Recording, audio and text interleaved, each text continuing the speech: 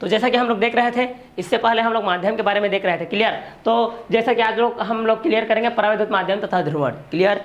तो जैसे हम लोग क्लास 12 का फिजिक्स का सेकंड चैप्टर देख रहे थे, इससे बहुत सारे टॉपिक को हम लोग क्लियर कर चुके हैं, क्लियर। तो अब हम लोग चले जाते हैं, अब पहले हम लोग किसके पास गए थे, पहले हम लोग क्या गए, हम लोग ये देख रहे थे कि भाई कि स्थितिज ऊर्जा क्या है, एक दुनिया बन गया था वो आपका स्थितिज ऊर्जा, क्लियर। आपको जो पोटेंशियल एनर्जी है एक वर्ल्ड बन गया था। अब हम लोग चले जाते हैं अपनी नई जिंदगी की शुरुआत परावैद्युत माध्यम के साथ करते हैं। अब परावैद्युत माध्यम के साथ हम लोग मिलजुल करके रहते हैं। अब उसका इफेक्ट हमारे जीवन पर क्या पड़ता है, हमारा प्रभाव उस पर क्या पड़ता है, हमारा अनुकूल प्रभाव उस पर क्या पड़ेगा, उसका प्रतिकूल प्रभाव क्या पड़ेगा हमारे साथ, इसके बारे में जानते हैं। तो मैं डिनिशा सर, जैसे कि आप लोगों को क्लास 12 तक फिजिक्स में आज मैं परावैद्युत माध्यम लेकर के आया हूं। तो चलिए परावैद्युत माध्यम तथा ध्रुवण के बारे में हम लोग डिस्कस करते हैं, वास्तव में ये परावैद्युत माध्यम और ध्रुवण होती क्या है, क्लियर। तो चलिए, वे पदार्थ जो विद्युत रोधी होते हैं, क्लियर। तो एक एक वर्ड को लेकर के पढ़ते हैं, यहाँ पर वर्ण मात्रा सहित पढ़ते हैं हम लोग, क्लियर। तो वे पदार्थ जो विद्युत रोधी होते हैं, विद्युत रोधी हो गया भाई, कुछ अलग हो गया आपका, ठीक है, जो विद्युत का अवरोध करता है, गतिरोधक है भाई। गतिरोधक जैसे आपका गति का विरोध करता है, क्या रहता है आपका, गतिरोधक है। अचानक से आप 40 किलोमीटर के स्पीड से जा रहे हैं, वहां पर आपका जो गति को रोकने के लिए आपका गति अवरोधक बनाया जाता है, देखे होंगे national highway NH 153, clear, national highway road देखे होंगे ना। उसी प्रकार वे पदार्थ जो विद्युत रोधी होते हैं, क्लियर, मतलब विद्युत के कुचालक होते हैं यहाँ पर, क्लियर, जो विद्युत आवेश को अपने में से प्रवाहित होने नहीं देते हैं। तो पहला विद्युत रोधी को अंडरलाइन कर लीजिए। सेकंड चीज बोल रहा है कि वैद्युत क्षेत्र बोल रहा है। अब वैद्युत क्षेत्र जिसको हम लोग इसे प्रदर्शित करते हैं, वैद्युत क्षेत्र में रखे जाने पर ध्रुवित हो जाते हैं। ध्रुवित हो जाते हैं मतलब ये आपका यहाँ पर ध्रुवित हो जाएंगे। तो ध्रुवित से मतलब क्या है, इसको मैं फर्स्ट चैप्टर में आपको क्लियर किया था कि ध्रुवण हो जाना, ध्रुवणता हो जाना, मतलब ऋण आयन जब धन आयन के साथ मिल जाता है तो प्लस और माइनस के कारण दोनों कैंसिल हो जाते हैं, मतलब वो अपने आप में ध्रुवित हो जाते हैं। तो यहाँ पर क्या चीज था, आप लोगों को मैं नाभिक को लेकर के इस तरीके से बताया था। पहला क्या बताया था कि भाई ये आपका नाभिक है, जितने भी आपका वो है परमाणु, छोटे छोटे परमाणु से मिलकर बने होते हैं। परमाणु के केंद्र भाग में आपको ये नाभिक स्थित रहता है और नाभिक में आपके 2 कण स्थित होते हैं। इससे पहले वीडियो में भी बता चुका हूँ, जहाँ पर आपका न्यूट्रॉन होता है और क्या होता है भाई, प्रोटॉन होता है, क्लियर। तो न्यूट्रॉन आपका तो अनावेशित होता है, न्यूट्रॉन आपका अनावेशित होता है और प्रोटॉन आपका धन आवेशित होता है, क्लियर। अब यहाँ पर क्या हो गया, मैं एग्जांपल दे रहा हूँ, एक नॉर्मल से एग्जांपल दे रहा हूँ, क्लियर। मान लेते हैं कि ये ए कण है भाई, ये आपका ए कण है। एक और मैं कण ले लिया भाई, ये आपका कण भी है, यहाँ पर भी ये नाभिक है भाई, इसमें भी 2 कण है आपके, न्यूट्रॉन है, प्रोटॉन है। ये आपका न्यूट्रॉन हो गया, ये आपका प्रोटॉन हो गया, ये आपका पॉजिटिव, ये आपका अनावेशित हो गया, न्यूट्रल हो गया, क्लियर। अब देखिए, ये नाभिक के चारों ओर में आपका ये जो इलेक्ट्रॉन भाई साहब है चक्कर लगा रहा है, घूम रहा है ना, चक्कर लगा रहा है, क्लियर, आगे पीछे घूम रहा है इसका कुछ भी, ठीक है। तो इसी तरीके से इस नाभिक के भी ये बी क्षेत्र में भी ये इसके चारों तरफ चक्कर लगा रहा है। अब मान लेते हैं भाई कि जो ए कण है, ये बी कण ए कण से ज्यादा प्रबल है। अब क्या होगा कि यहाँ पर मान लेते हैं कि जब इन दोनों को हम लोग क्रिया नहीं कराते हैं, मतलब एक दूसरे को रगड़ते नहीं है, मतलब रब नहीं कराते हैं, तब तो स्थिति में ए के पास मान लेते हैं कि प्रोटॉन की संख्या कितनी है आपकी, 6 है, तो +6 हो जाएगा। और हम लोग ये जानते हैं कि जितनी प्रोटॉनों की संख्या होती है उतनी ही इलेक्ट्रॉनों की संख्या होती है। तो यहाँ पर इलेक्ट्रॉनों की संख्या भी कितना हो गया भाई, इलेक्ट्रॉनों की संख्या हो गया आपका -6, क्लियर। एक नॉर्मल एग्जांपल है। अब यहाँ पर हम लोग क्रिया नहीं कराए हैं, संक्रिया नहीं कराए हैं, रब नहीं कराए हैं, एक दूसरे पर आरोपित नहीं की है, तब की स्थिति में एक कण का प्रोटॉन है आपका +6 और इलेक्ट्रॉन है आपका -6 है, जितने इलेक्ट्रॉन उतने प्रोटॉन है। अब क्या होता है कि यहाँ पर बी कण है, इसके पास भी मान लेते हैं कि प्रोटॉनों की संख्या 6 है, प्रोटॉनों की संख्या कितनी है, 6 है, मतलब +6, और इलेक्ट्रॉनों की संख्या कितनी है, -6 है। लेकिन यहाँ पर मैं एक क्या बोल रहा हूँ कि ए से बी वाला प्रबल है, तो प्रबल है मतलब ज्यादा शक्तिशाली है, ज्यादा शक्तिशाली है मतलब अपनी ओर आकर्षित करेगा, अपनी ओर खींच के रखेगा, भाई तू मेरे तरफ आ, क्लियर।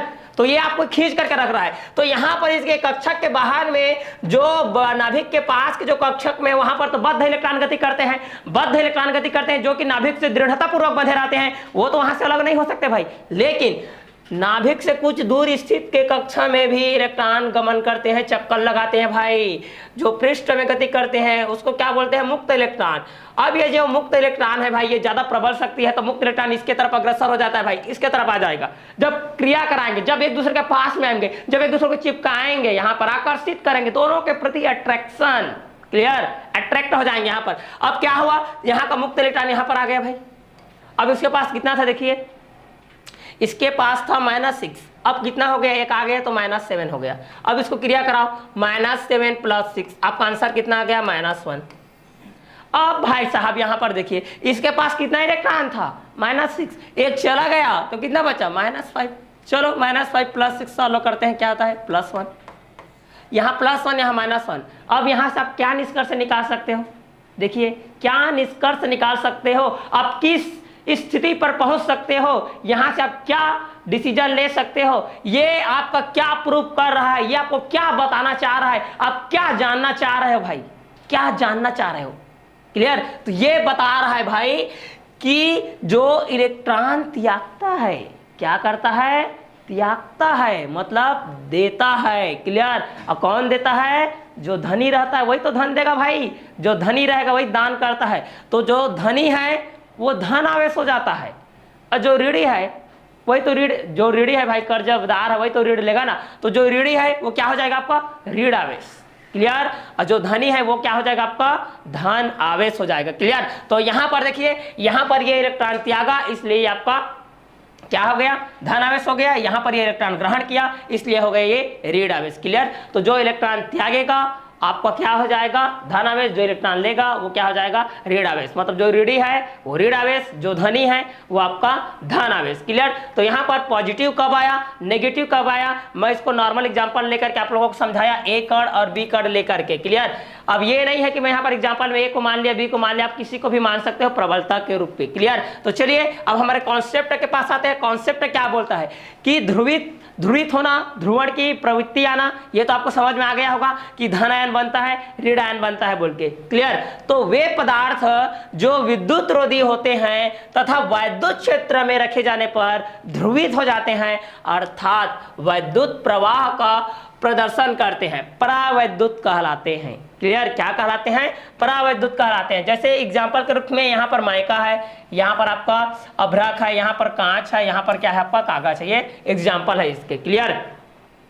तो चलिए यहाँ पर हम लोग देख रहे थे परावैद्युत माध्यम, तो वे पदार्थ जो विद्युत रोधी होते हैं तथा वैद्युत क्षेत्र में रखे जाने पर ध्रुवित हो जाते हैं, अर्थात वैद्युत प्रभाव का प्रदर्शन करते हैं, परावैद्युत माध्यम कहलाते हैं, क्लियर। अब चलिए आगे बढ़ते हैं। यहाँ पर एक ऐसा बिंदु भी होता है, जैसे कि यहाँ पर नाभिक के बीच में एक यहाँ पर है केंद्र है, ठीक है, केंद्र बिंदु है ना, जहाँ पर नाभिक के केंद्रीय भाग में आपका, क्लियर। तो एक ऐसा बिंदु जहां पर समस्त आवेश को केंद्रित माना जाता है, क्लियर। जैसे कि यहां पर मैं एक वृत्त बना दिया, वृत्त का यहां पर सेंटर पॉइंट क्या है भाई, ओ है। अब यहां से मैं एक थोड़ी दूर पे यहां पर 2 सेंटीमीटर का त्रिज्या ले लिया आर, यहां से इस तरीके से इस वृत्त से अनंतः अनेक त्रिज्याएं खींची जा सकती है, इस तरीके से खींची जा सकती है ना भाई।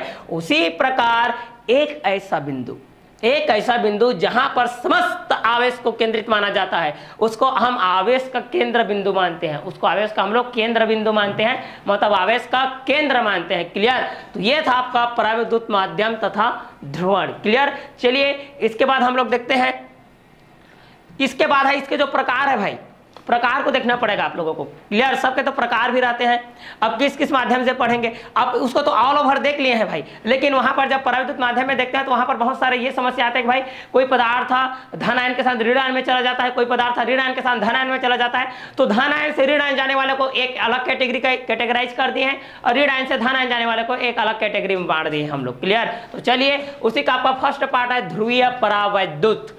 यदि किसी परावैद्युत के अणुओं के धनावेशों एवं ऋणावेशों के केंद्र संपाती न हो तो इस प्रकार के परावैद्युत को ध्रुवीय परावैद्युत कहते हैं, क्लियर। तो ध्रुवीय परावैद्युत के लिए हमको क्या करना पड़ेगा कि जैसे कि कोई भी परावैद्युत माध्यम होते हैं जिसमें अणु होते हैं, ठीक है, तो अणु क्या होते हैं, छोटे छोटे परमाणुओं से मिलकर के बने होते हैं, क्लियर। और परमाणुओं भी आपका इस तरीके से, आपका जैसे कि यहाँ नाभिक का केंद्र बिंदु है, इस तरीके से देख लीजिए,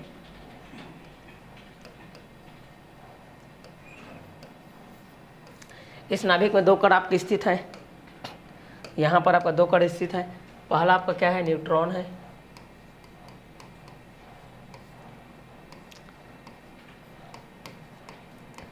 दूसरा क्या है आपका प्रोटॉन। ये आपका धन आवेशित है और ये आपका अनावेशित है, क्लियर। ये आपका धन आवेशित हो गया और ये आपका हो गया अनावेशित, क्लियर। अब इसके चारों तरफ भाई, अब इसके चारों तरफ ये कक्षक है ना, ठीक है, इस पर आपका इलेक्ट्रॉन चक्कर लगा रहे हैं, जो कि इलेक्ट्रॉन आपका क्या होता है, ऋण आवेशित है ना।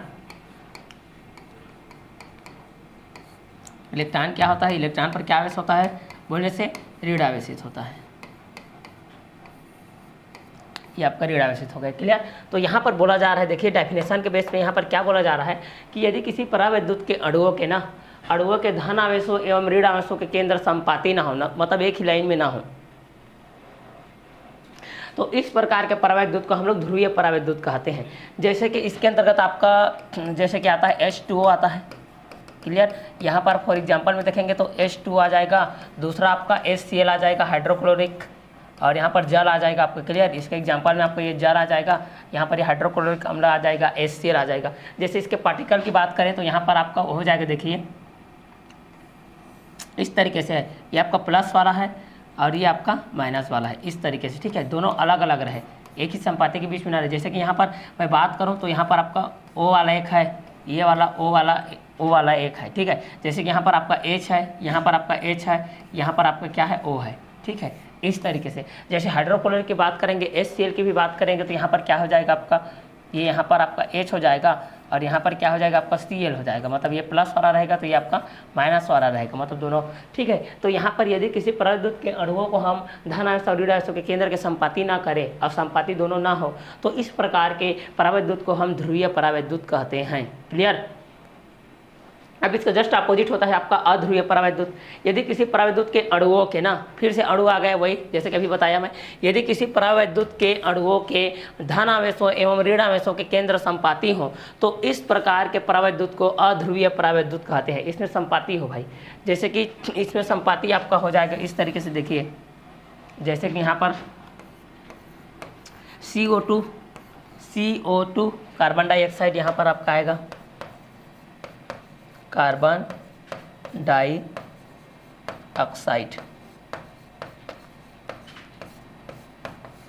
ठीक है। जैसे यहाँ पर आपका आ गया, देखिए ये आपका हो गया O, ये हो गया C, ये हो गया आपका O, इस तरीके से। देखिए ये आपका संपाती हुआ ना, इस तरीके से संपाती हो गया। तो यहाँ पर हम लोग बोल सकते हैं कि यदि किसी परावैद्युत के अणुओं के धन आवेशों एवं ऋण आवेशों के केंद्र संपाती हो। क्लियर। आपका धन आवेश और ऋण आवेश के केंद्र क्या हो भाई, संपाती हो, एक ही सीधी रेखा में हो आपका, तो उसको हम लोग बोलते हैं अध्रुवीय परावैद्युत। जैसे कि यहाँ पर कार्बन डाइऑक्साइड है CO2। क्लियर। तो ध्रुवीय परावैद्युत किसको बोलेंगे, यहाँ पर आता है कि ध्रुवण की प्रवृत्ति को समझाते हुए परावैद्युत के प्रकारों का वर्णन कीजिए। इस तरीके से आएगा क्वेश्चन में, यह क्वेश्चन में इस तरीके से आएगा कि ध्रुवीय परावैद्युत और अध्रुवीय परावैद्युत क्या है, ये दोनों में अंतर लिखिए। तो आप लोग क्या लिखोगे कि यदि किसी परावैद्युत के अणुओं के धन आवेश एवं ऋण आवेशों के केंद्र संपाती ना हो तो आपका ध्रुवीय परावैद्युत कहलाएगा, और अगर संपाती होगा तो वह अध्रुवीय परावैद्युत कहलाएगा। इसके अंतर्गत में आपका H2 आएगा, HCl आएगा और इसमें आ जाएगा आपका CO2 आ जाएगा, कार्बन डाइऑक्साइड। क्लियर। तो इस तरीके से हम लोग अभी देख लिए, ध्रुवीय परावैद्युत को देख लिए और अध्रुवीय परावैद्युत को देख लिए। चलिए इसी के बेस पे हम लोग आगे बढ़ते हैं। चलिए नेक्स्ट है हमारा परावैद्युत माध्यम का ध्रुवण। क्लियर। परावैद्युत माध्यम का ध्रुवण, उसके बाद परावैद्युत सामर्थ्य हम लोग देखेंगे। क्लियर। तो यहाँ पर है परावैद्युत पदार्थ। परावैद्युत पदार्थ वैद्युत उदासीन होते हैं, वैद्युत उदासीन होते हैं यहाँ पर, मतलब प्लस माइनस के कारण दोनों कैंसिल हो जाते हैं। क्लियर। मतलब ऋणात्मक को धनात्मक के साथ जोड़ेंगे या धनात्मक को ऋणात्मक के साथ जोड़ेंगे तो उसका तो वैल्यू 0 आएगा ना, मतलब वह उदासीन हो जाएगा। क्लियर। तो परावैद्युत पदार्थ वैद्युत उदासीन होते हैं जब इन्हें वैद्युत क्षेत्र में रखा जाता है। जब इन्हें वैद्युत क्षेत्र में रखा जाता है, इस तरीके से आपको कोई वैद्युत क्षेत्र है, मान ले वैद्युत क्षेत्र आपका E है, इस तरीके से। क्लियर। तो इन्हें जब वैद्युत क्षेत्र में रखा जाता है तो परावैद्युत पदार्थ के एक पृष्ठ पर ऋण आवेश, एक पृष्ठ पर आपका ऋण आवेश जो कि क्षेत्र रेखा है जहां प्रवेश करती है, जहां से ये एंट्री लेती है, तथा दूसरे सम्मुख पृष्ठ पर धन आवेश जहां क्षेत्र रेखा है जहां से निकलती है, उत्पन्न हो जाती है। इस घटना को परावैद्युत माध्यम का ध्रुवण कहते हैं। जिस यहाँ पर ये पृष्ठ है, ये ए पृष्ठ मान लेते हैं, यहाँ से ये एंट्री किया भाई, यहाँ से एंट्री किया, एंट्री जब किया है यहाँ पर वैद्युत क्षेत्र के परावैद्युत पदार्थ के किसी एक पृष्ठ पर, तो यहाँ पर आपका ऋण आवेश के साथ क्लियर एंट्री यहाँ पर हुआ है इसका। क्लियर। उसके बाद यहाँ से ये जैसे कि गमन की तरफ आगे बढ़ता है यहाँ पर, इसके बाद यहाँ से निकलते हुए जाएगी तो ये आपका धन आवेश, क्लियर, मतलब जहाँ जब आती है, मैं बोला था ना कि इलेक्ट्रॉन जब ग्रहण करता है मतलब आती है अपने तरफ तो ऋण आवेश होता है, और इलेक्ट्रॉन जब जाती है तो क्या हो जाता है, धन आवेश हो जाता है। उसी प्रकार देखो जैसे ही एंट्री किया मतलब ऋण आवेश, जैसे ही निकला मतलब धन आवेश, जैसे ही एंट्री किया ऋण आवेश, जैसे ही निकला धन आवेश, फिर एंट्री किया ऋण आवेश, फिर निकला धन आवेश, फिर एंट्री किया ऋण आवेश, फिर निकला धन आवेश। तो उसी को यहाँ पर बोल रहा है कि जो आपका परावैद्युत पदार्थ देखो, तो ऋण आवेश धन आवेश के साथ जोड़ेंगे, धन आवेश को ऋण आवेश के साथ जोड़ेंगे तो उदासीन होगा ही ना। तो जब इन्हें वैद्युत क्षेत्र में रखते हैं तो परावैद्युत पदार्थ के एक पृष्ठ पर यहाँ पर आपका ऋण आवेश आएगा, जब क्षेत्र रेखा यहाँ पर एंट्री करेंगे। क्लियर, उसके बाद दूसरे सम्मुख पृष्ठ पर ना उसके देखो सामने वाला भाग में, जैसे कि मैं डायग्राम के माध्यम से बता रहा हूँ, में क्षेत्र रेखाएं जहाँ से निकलती है वहाँ से उत्पन्न हो जाएगी। तो इन दोनों के बीच की जो घटना है भाई, उसको हम लोग बोलते हैं परावैद्युत माध्यम का ध्रुवण। ध्रुवण मतलब एक आयन ही है आपका, ध्रुवण ध्रुवित हो जाना। क्लियर, अब इसके अंतर्गत में ध्रुवणता के रूप में आपका इस तरीके से आता है कि ध्रुवणता के अंतर्गत में आपका दो तरीके से आता है ना। ध्रुवणता के अंतर्गत में यह आपका धनायनता, धनायन जिसको बोलते हैं, और दूसरा होता है आपका ऋणायन। क्लियर, जैसे कि धन आयन है भाई, धन आयन कब बनेगा भाई, जब इलेक्ट्रॉन को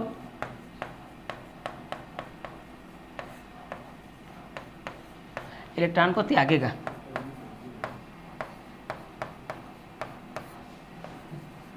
इलेक्ट्रॉन को त्यागता है तो धन आयन, और इलेक्ट्रॉन को ग्रहण करेगा तो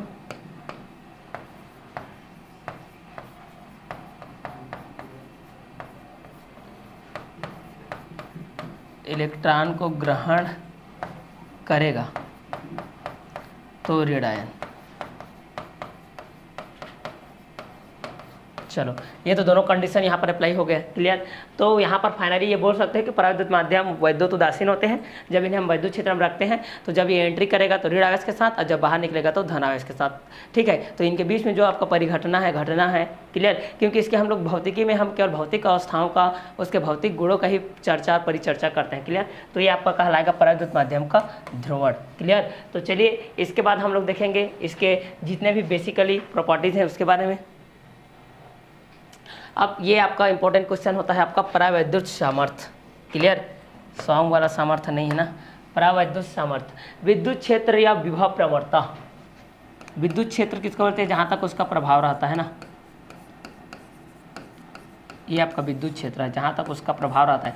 सबका अपना अपना इलाका रहता है, गुंडे मावलियों का अपना अपना इलाका रहता है, अपने अंडर में रहते हैं। भाई ये मेरा इलाका है, यहाँ तक मेरा काम है, ये भाई यहाँ मेरा इलाका है, यहाँ तक मेरा प्रभाव है, ये इलाके तक तेरा प्रभाव है, इस तरीके से रहता है ना। उसी प्रकार यहाँ पर भी विद्युत क्षेत्र का अपना प्रभाव है, जहाँ तक उसका प्रभाव रहता है वही वहाँ तक उसका विद्युत क्षेत्र कहलाता है। ठीक है, मान लेते हैं कि इसका प्रभाव यहाँ तक है।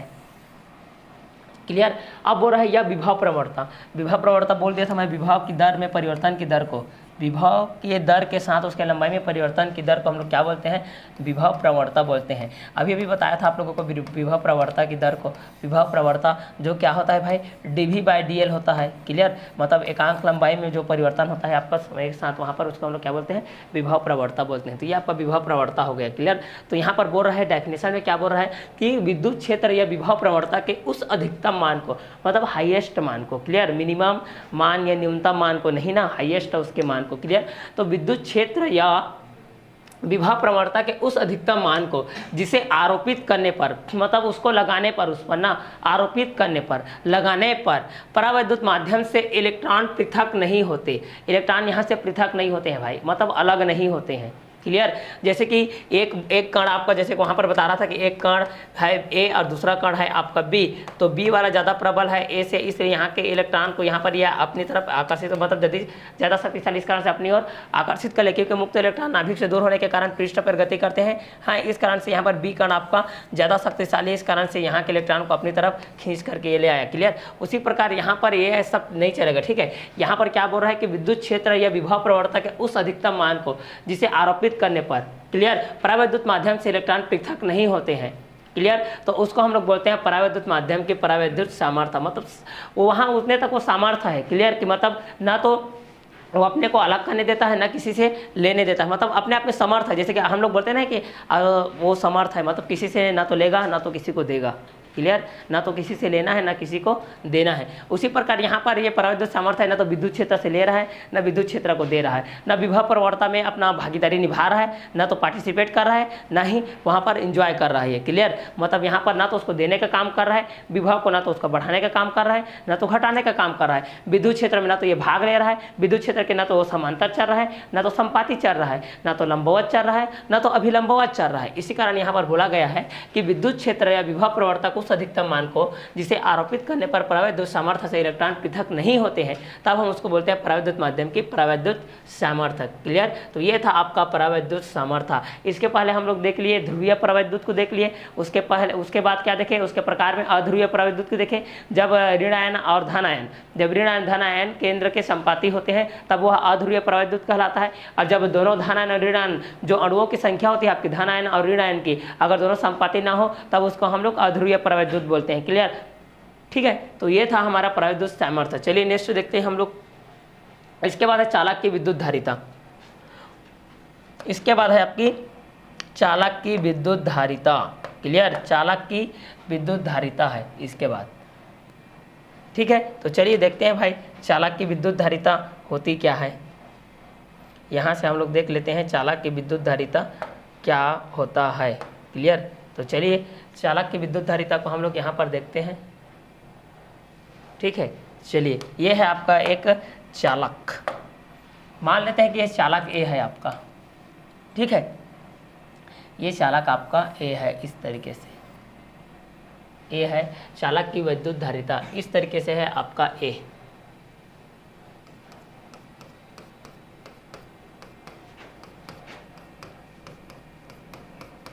चालक की विद्युत धारिता ए है, ठीक है, जो कि प्रधान आवेश से आवेशित है। अब यहाँ पर हम लोग ये जानते हैं कि आपका जो चालक की विद्युत धारिता जो आपका होता है क्या होता है, तब सी इक्वल टू क्या होता था, हमारे पास जो फार्मूला होता था क्या होता था,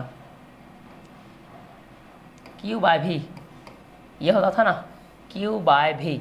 और यहाँ पर हम लोग एक चीज़ जानते थे, जो आपका भी का वैल्यू होता था क्या होता था 1/4 pi epsilon naught into q by r, ये होता था, ये आपका होता था ना। तो इसको हम लोग मान लेते हैं इक्वेशन नंबर फर्स्ट, इसको मान लेते हैं इक्वेशन नंबर सेकेंड।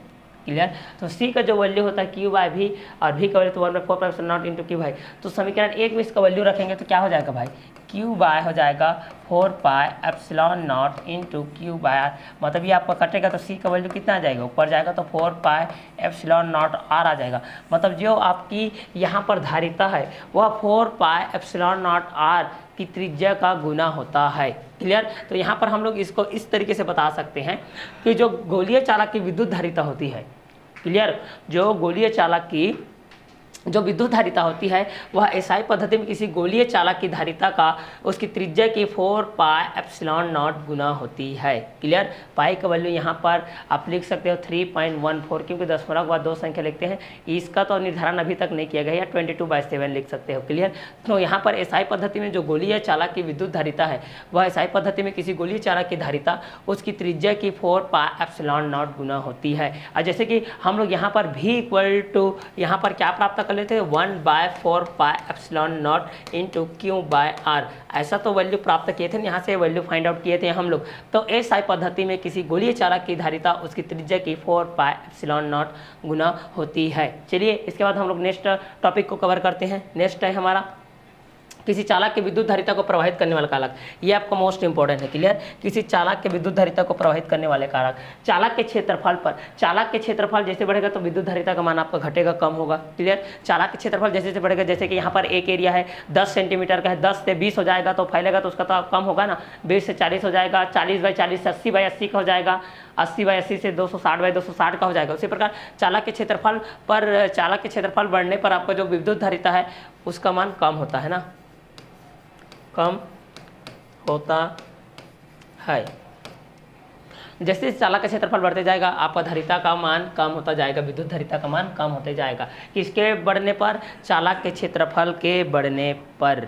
क्लियर, तो चालक के क्षेत्रफल यहाँ पर आपका क्या होगा, चालक के क्षेत्रफल बढ़ेगा तो ये आपका कम हो जाएगा। दूसरा क्या है, आवेशित चालक के समीप अन्य चालक की उपस्थिति पर।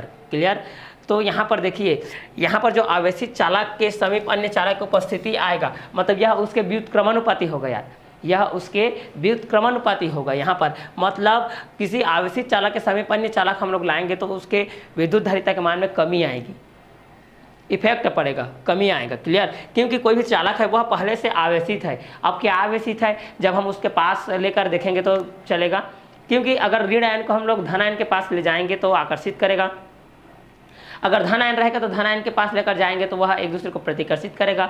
उसी प्रकार ऋण आवेश को ऋण आवेश के पास लेकर जाएंगे तो वो भी एक दूसरे को प्रतिकर्षित करेगा। उसी प्रकार आवेशित चालक के समीप अन्य चालक की उपस्थिति हम लोग लाते हैं तो इसमें विद्युत धारिता के मान में इफेक्ट पड़ता है, कमी आती है। क्लियर? इसके बाद है चालक के चारों ओर के माध्यम पर। चालक के चारों ओर के माध्यम के बढ़ने पर भी आपका जो परावैद्युतांक होता है, जो परावैद्युतांक आपका है चालक के चारों ओर के माध्यम पर, क्लियर, तो इसके मान में भी कमी आती है। क्लियर? तो चालक के चारों ओर के माध्यम मतलब के परावैद्युतांक होता है जो कि इसके व्युत्क्रमानुपाती होती है। क्लियर? तो यहाँ पर भी किसी चालक के विद्युत धारिता को प्रभावित करने वाले कारक कितने हैं, तो किसी चालक के विद्युत धारिता को प्रभावित करने वाले कारक है चालक के क्षेत्रफल पर, दूसरा है आपका आवेशित चालक के समीप अन्य चालक की उपस्थिति पर, और तीसरा है आपके चालक के चारों ओर के माध्यम पर, चालक के चारों ओर के आपके माध्यम पर। क्लियर? तो किसी चालक के विद्युत धारिता को प्रभावित करने वाले कारक पूछता है, यहाँ पर 3 नंबर में पूछता है, तो आप लिखिएगा चालक के क्षेत्रफल पर, आवेशित चालक के समीप या अन्य चालक की उपस्थिति पर, और चालक के चारों ओर के माध्यम पर। क्लियर? तो ये था आपका किसी चालक के विद्युत धारिता को प्रवाहित करने वाले कारक। क्लियर? चलिए अब देखते हैं, इतने में आपका जो था, अब यहाँ पर जो आपका आएगा, अब हम लोग इतने टाइम से क्या पढ़ रहे थे, स्थिर विद्युत पढ़ रहे थे, स्थिर विद्युत एवं विभव पढ़ रहे थे। अब हम पढ़ेंगे इसी चैप्टर का संधारित्र का सिद्धांत धारिता, ये जो कि लास्ट कंटेंट है आप लोगों के इस चैप्टर का लास्ट कंटेंट है, जिसके अंतर्गत हम लोग संधारित्र का सिद्धांत पढ़ेंगे, संधारित्र की धारिता के लिए व्यंजक पढ़ेंगे, संधारित्र के प्रकार पढ़ेंगे, समांतर पट संधारित्र के लिए व्यंजक पढ़ेंगे। उसके बाद लास्ट आपका रहेगा 1D ग्राफ जनित्र, जो कि मोस्ट इंपॉर्टेंट क्वेश्चन है। तो अभी देखते हैं हम लोग संधारित्र का सिद्धांत। क्लियर? तो सभी नोट डाउन करते जाएंगे, इतने देर से तो नोट डाउन करते ही होंगे, ठीक है। अगर कारणवश आप नोट डाउन नहीं कर पा रहे फिर भी आप नोट डाउन करते जाइए। क्लियर? तो यहाँ पर बोल रहा है, देखिए, संधारित्र वह युक्ति है। क्लियर?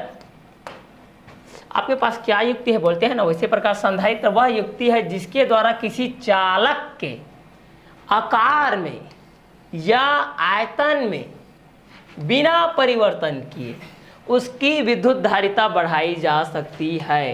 क्लियर? उसको हम लोग क्या बोलते हैं, संधारित्र बोलते हैं। क्लियर? तो संधारित्र का सिद्धांत को देखिए, संधारित्र वह युक्ति है जिसके द्वारा, संधारित्र वह युक्ति है जिसके द्वारा किसी चालक के आकार या आयतन में बिना परिवर्तन किए उसकी विद्युत धारिता बढ़ाई जा सकती है। ना तो उसके आकार के साथ कोई छेड़खानी करनी है, ना तो उसके आयतन के साथ कोई छेड़खानी करनी है, ना तो उसमें किसी प्रकार का परिवर्तन करना है कि भाई इतना उसका विभव को बढ़ा दो क्या दिक्कत है, उसके विभव को इतना कम कर दो क्या दिक्कत है, दोनों को बैलेंस कर दो क्या दिक्कत है। ऐसा कुछ नहीं करना है आपको, क्योंकि ये संधारित्र आपकी ऐसी युक्ति है जो किसी चालक के पास उसके आकार में हम परिवर्तन भी नहीं करेंगे, ना तो छोटा करेंगे ना तो बड़ा करेंगे ना तो बराबर करेंगे कि नहीं भाई चलो ये तो 5 सेंटीमीटर का इसको भी 5 सेंटीमीटर कर देते हैं, ये 10 का है तो इसको भी 10 कर देते हैं, ये आयतन में थोड़ा ज़्यादा है, ये ज़्यादा जगह ले रहा है, आयतन ज़्यादा है इसका क्योंकि ये ज़्यादा जगह घेर रहा है, इस तरीके से ऐसा कोई दिक्कत नहीं इसमें। ठीक है? तो संधारित्र वह युक्ति है जिसके द्वारा हम किसी चालक के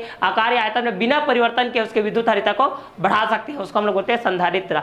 और जो इस तरीके से युक्ति बना है उसको हम लोग बोलते हैं संधारित्र की युक्ति, और इस सिद्धांत को बोलते हैं संधारित्र का सिद्धांत।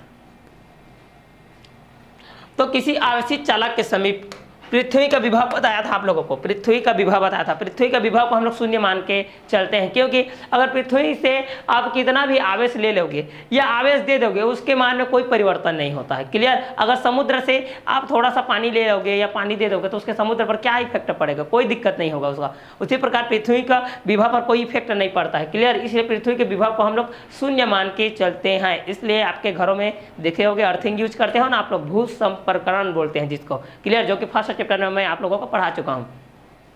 तो किसी आवेशित चालक के समीप पृथ्वी से संबंधित अन्य, किसी आवेशित चालक के समीप पृथ्वी से संबंधित अन्य चालक को लाने पर आवेशित चालक की विद्युत धारिता बढ़ जाती है। आवेशित चालक की विद्युत धारिता बढ़ जाती है। कब बढ़ जाती है? जब हम किसी आवेशित चालक के समीप पृथ्वी से संबंधित अन्य चालक को लाते हैं। जैसे इस तरीके से है भाई, ये मेरा ए है, ए चालक है, ये मेरा क्या है आपका बी चालक है। इस तरीके से ये आपका धन आवेशित है, क्या दिक्कत है, यहाँ पर ये धन आवेशित है और ये आपका क्या है, इसको हम लोग पृथ्वी के इस तरीके से जोड़ दिए हैं भाई। उसी प्रकार ये बी है आपका, ये मान लेते हैं कि आपका ऋण आवेशित है, इसको भी पृथ्वी के विभव से इस तरीके से संधारित्र की युक्ति से हम लोग यहाँ पर जोड़ दिए हैं। तो क्या बोल रहा है कि किसी आवेशित चालक के समीप पृथ्वी से संबंधित अन्य चालक को लाने पर आवेशित चालक की विद्युत धारिता बढ़ जाती है। तो दोनों चालकों के इस समायोजन को ही संधारित्र कहते हैं। दोनों चालकों के समायोजन को मतलब दोनों की युक्ति को, समावेश को क्या बोलेंगे हम लोग? संधारित्र बोलेंगे। क्लियर? तो यहाँ पर डेफिनेशन के थ्रू से अगर देखेंगे, डेफिनेशन के बेस पे देखेंगे तो क्या बोलेंगे इसको?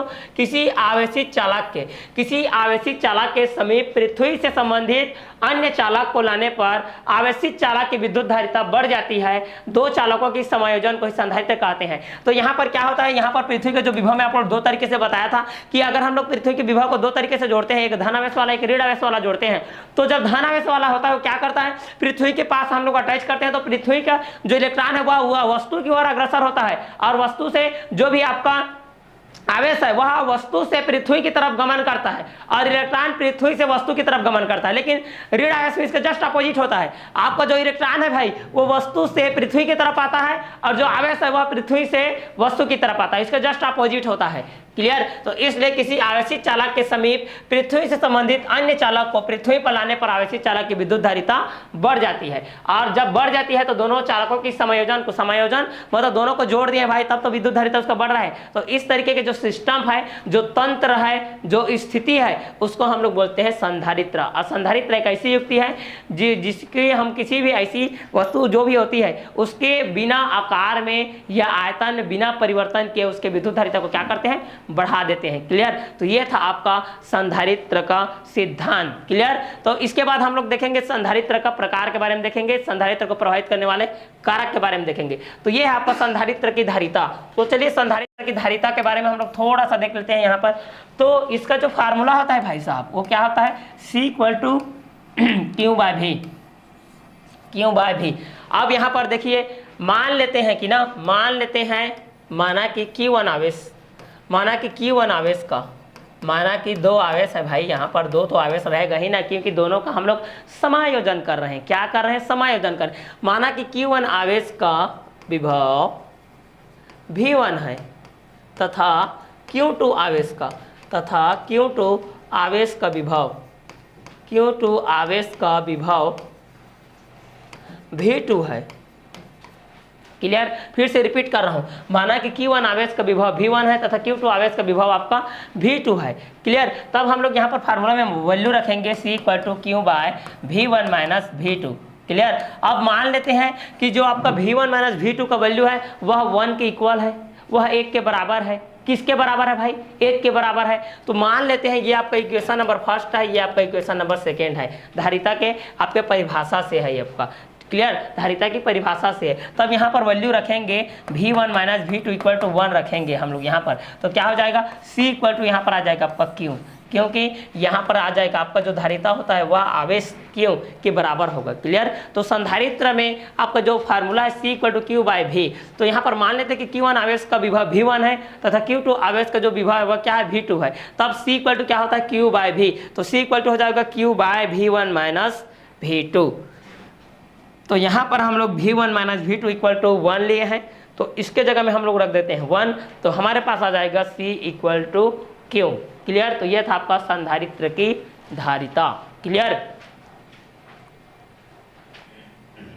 अब यहाँ पर है संधारित्र की धारिता को प्रवाहित करने वाले कारक। क्लियर? तो चलिए देखते हैं भाई संधारित्र की धारिता को प्रवाहित करने वाले कारक। क्लियर? तो आज का वीडियो हम लोग यही ओवर करते हैं। नेक्स्ट वीडियो में हम लोग देखेंगे संधारित्र की धारिता को प्रवाहित करने वाले कारक को।